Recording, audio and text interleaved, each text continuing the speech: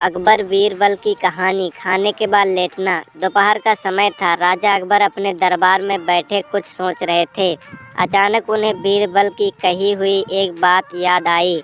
उन्हें याद आया कि एक बार बीरबल ने उन्हें एक कहावत सुनाई थी जो कुछ इस तरह की थी, खाने के बाद लेटना और मरने के बाद भागना एक सयाने मनुष्य की निशानी होती है। राजा सोचने लगे, अभी दोपहर का समय है, यकीनन बीरबल खाने के बाद सोने की तैयारी में होगा। चलो आज उसकी बात को गलत साबित किया जाए।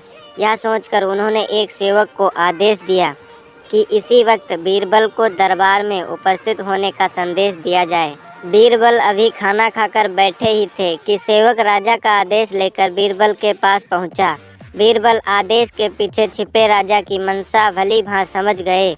उन्होंने सेवक से कहा, तुम थोड़ी देर रुको, मैं कपड़े बदलकर तुम्हारे साथ ही चलता हूँ।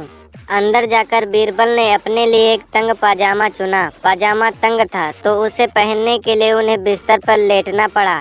पजामे को पहनने का बहाना कर वे थोड़ी देर बिस्तर पर ही लेटे रहे और फिर सेवक के साथ दरबार की ओर चल दिए। दरबार में राजा बीरबल की ही राह देख रहे थे। उनके वहां पहुंचते ही राजा ने पूछा, क्यों बीरबल, आज खाने के बाद लेटे थे या नहीं? बीरबल ने जवाब दिया, जी महाराज, जरूर लेटा था। यह सुनकर राजा को बहुत गुस्सा आया। उन्होंने बीरबल से पूछा, इसका मतलब यह है कि तुमने मेरे आदेश का असम्मान किया है? तुम उसी समय मेरे सामने क्यों उपस्थित नहीं हुए? इसके लिए मैं तुम्हें सजा देता हूँ।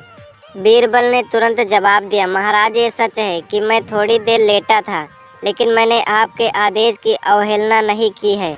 आपको मुझ पर यकीन न हो तो आप सेवक से इस बारे में पूछ सकते हैं।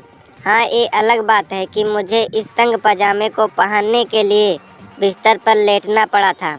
बीरबल की इस बात को सुनकर अकबर हंसे बिना रह न सके और उन्होंने बीरबल को दरबार से जाने दिया। इस कहानी से हमें यह सीखने को मिलता है कि परिस्थिति को भांपते हुए हमारे द्वारा उठाया गया एक कदम हमें अनेक मुसीबतों से बचा सकता है। अगर कहानी सुनने में अच्छी लगी हो तो वीडियो को लाइक कर दीजिएगा।